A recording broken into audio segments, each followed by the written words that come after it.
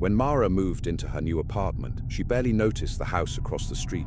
It looked abandoned, peeling paint, windows boarded, grass wild and uncut. At night, though, she kept catching glimpses of light through the gaps in the boards. Not candlelight, not electric, something duller, as if the glow came from deep inside the walls. One evening, as rain streaked her window, she saw a figure, a woman, thin and tall, standing behind the broken blinds in the upstairs window, staring directly at her. Mara gasped, pulled the curtains shut, and told herself it was imagination. But when she peeked again, the figure was closer, at the window itself, hand pressed flat against the glass. The next morning she crossed the street, determined to prove the place empty.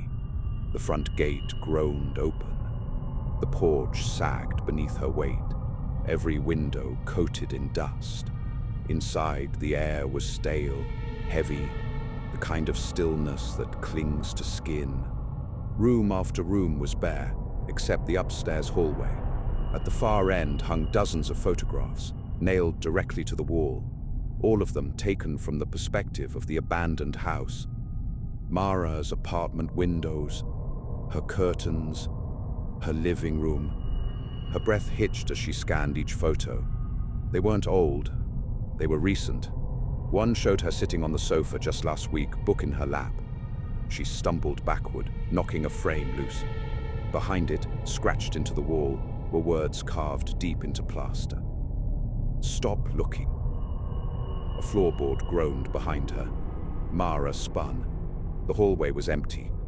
But in the photo she had dropped, the one lying face up on the floor, her reflection had changed. The image of her on the sofa was no longer alone. A tall, thin woman stood behind her, hand pressed gently to Mara's shoulder.